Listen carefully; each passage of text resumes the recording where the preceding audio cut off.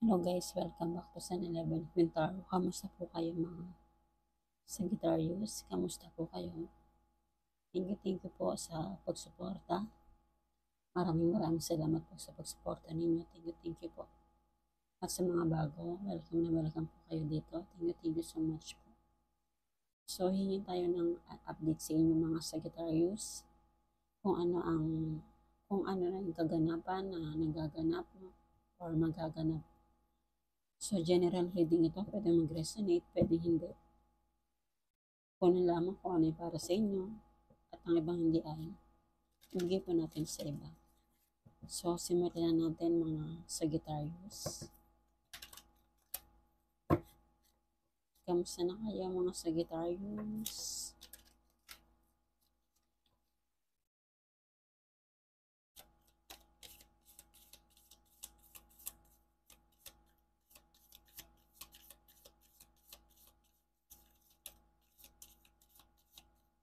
So, Sagittarius, meron ka ditong take a walk, right? Gratitudeless.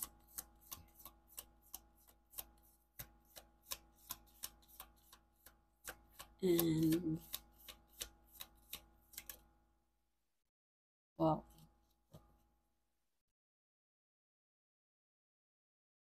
Okay, Sagittarius.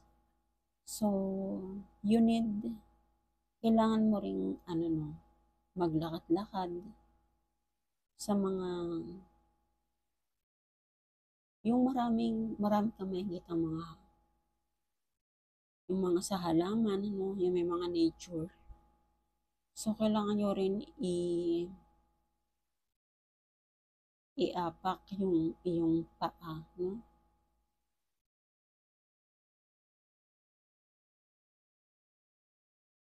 And, kaya siguro sinasabi rin sa iyo ng universe na take a walk. Siguro para ma-exercise yung mind mo, yung paa mo, yung katawan mo, no? Para mas lalo ka ditong lumakas yung pagiging positive thoughts, no?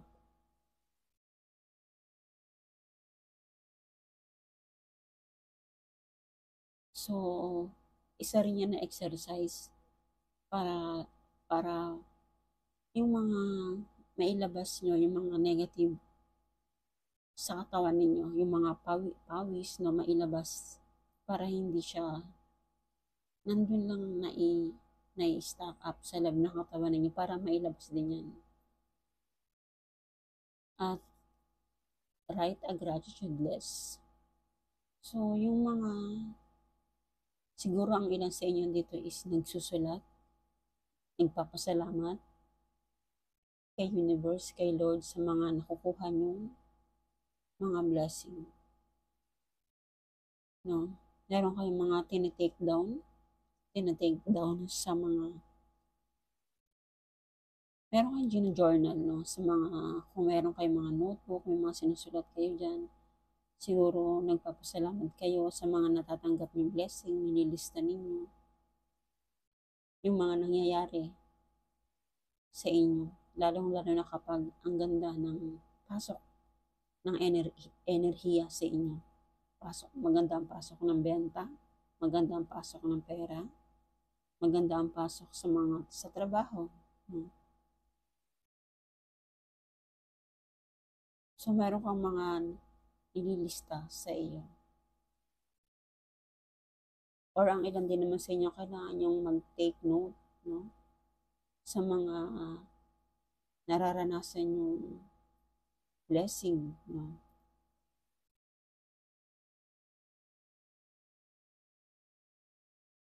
And clear your energy field. So, kailangan yung i-cleanse yung surrounding ninyo, no? Siguro kailangan nyo ditong mag-insenso, magpausok, no? Para malinis yung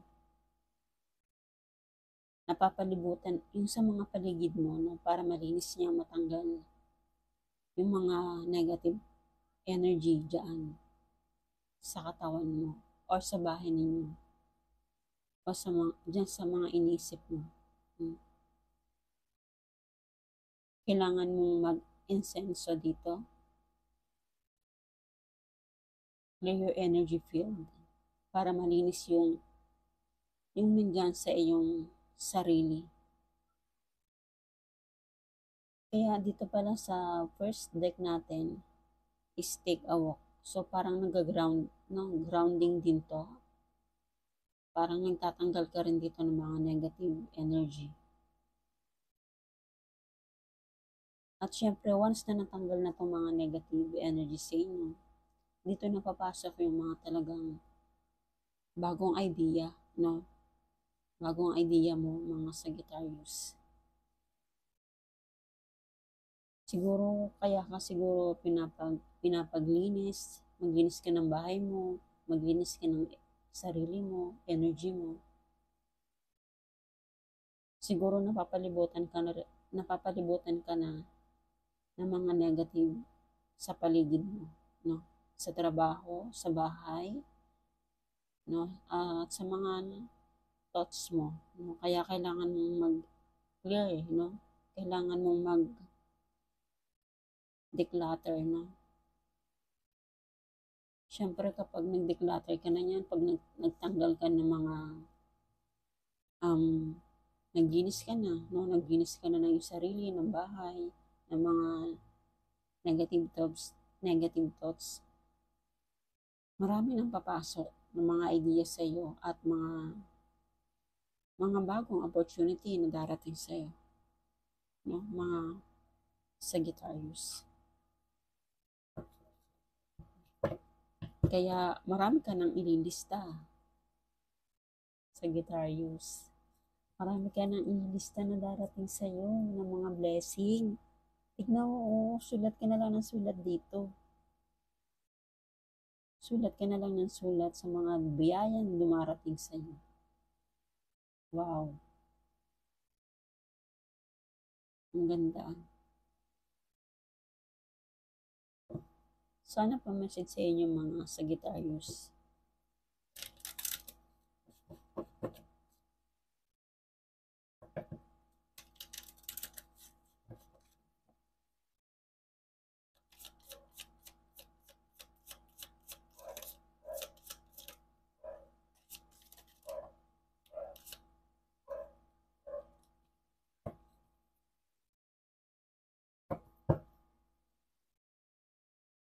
Teka lang po, nalaglag yung isang deck. Kunin ko lang.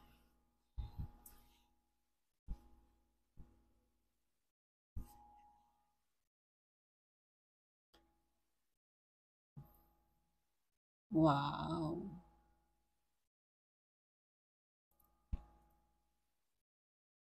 Ang ganda. So, kaya pa pala siguro kayo ano dito. Talagang kailangan nyo maglakad-lakad, no? Mag sa mga may mga halaman, sa may mga lupa, i-ground yung panin nyo para doon bubuhos yung mga bababa na yung mga negative thinking ninyo, mga hindi magagandang nangyari sa inyo kasi meron ka nangyari sa buhay mo na lagi mong naaalala. Lagi mo siyang naaalala, lagi mong binabalik-balik yan. Ito oh, kung dati ikaw ay napakasaya mo at natapos yung mga parang nasaktan ka dito eh. Pinasaya ka pero sinaktan ka. So, naaalala mo yun. So, kailangan yung baguhin na yung sitwasyon. No? Kasi ang energy nyo dito is lagi kang malungkot. Lagi kang nalulungkot. Kasi lagi mo naaalala. Lagi mo naaalala yung mga sitwasyon na nangyari sa buhay mo na hindi maganda. Pwede to sa trabaho mo, pwede sa kaibigan mo, sa neighbor, sa pamilya mo. No? Kaya ano din, no? Take a walk. So dito, tulad nga ng sabi ko sa inyo kanina, once nalinis nyo na, no? Nalinis nyo na yung sarili ninyo. Tinanggal yung mga, natanggal ang mga negative thoughts, mga hindi kaaya-aya sa paligid mo, sa sarili mo, sa trabaho mo. Parang detached, no? Dito na papasok yung mga bagong idea. Dito na papasok yung pera mo.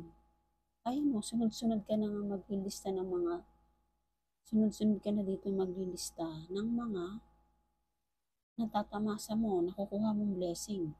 Maglilista ka na dito ng bahay, maglilista ka na ng sasakyan, maglilista ka na ng negosyo mo, ano pang sunod mong gagawin. Ganun na ang papasok.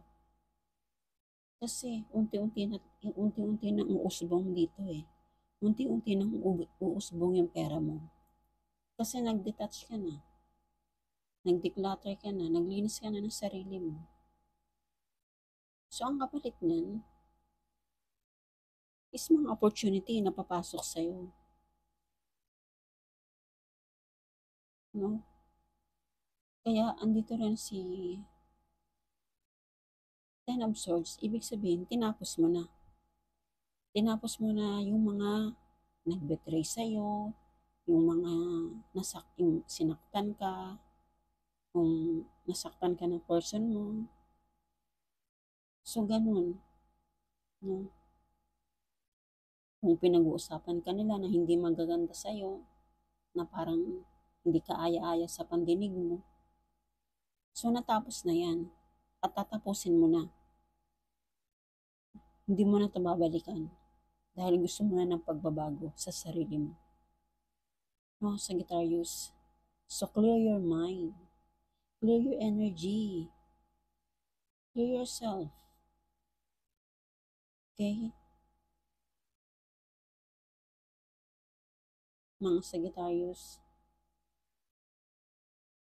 Dito ka na oh. Tinapos mo na yung sitwasyon na naging problema mo. Ngayon, patungo ka na sa bago mong tatahakin ng mga opportunity.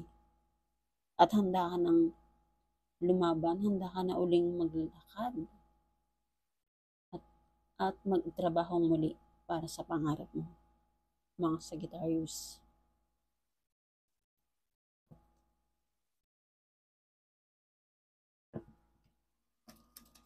So, ano po message sa inyo? Mukha tayo ng message pa sa mga crystal.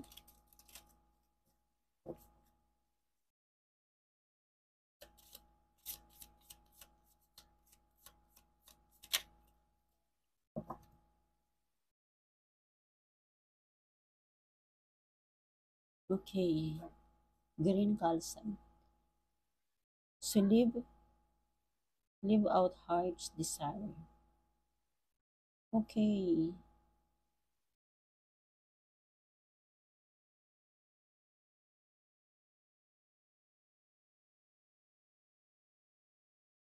So, sinasabi sa inyo dito is,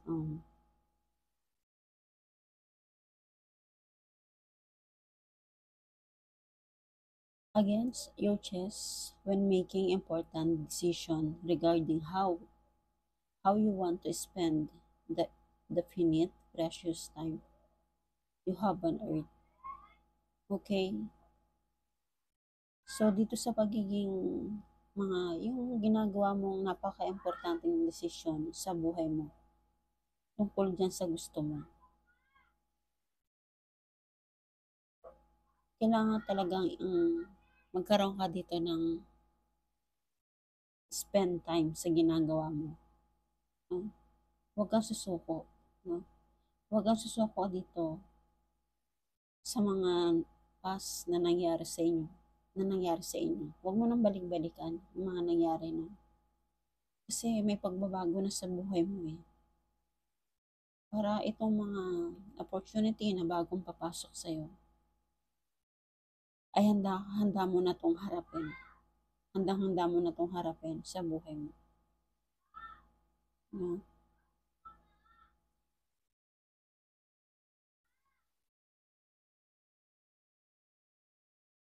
And itong mga pangarap mo 'no, kailangan lagi nasa puso mo, 'no. At magkaroon ka dito ng di mabu mabuhay ka dito sa mga pinapangarap mo, lalong-lalo na 'pag mahal na mahal mo yung gusto mo at mahal na mahal mo yung pangarap mo na gustong-gusto mo siyang makuha ng mga Sagittarius. Mahalin mo yung mga pangarap mo at unti-unti mo 'tong makukuha. Yun po, Sagittarius, 'no. So, yun po ang message sa inyo mga Sagittarius. Huwag niyo nang balikan ang hindi magandang nangyari, bumangon. Kung meron man nag-betray sa inyo, itanggalin niyo na yan, linisin niyo na, at mag-declutter ka na yung mga hindi naman na nakakatulong sa buhay mo. At i-embrace mo tong bagong opportunity na darating sa'yo. At talagang unti-unti mo na itong ililista yung mga pangarap mo. So, yun po yung message sa inyo mga Sagittarius. Thank you po and God bless.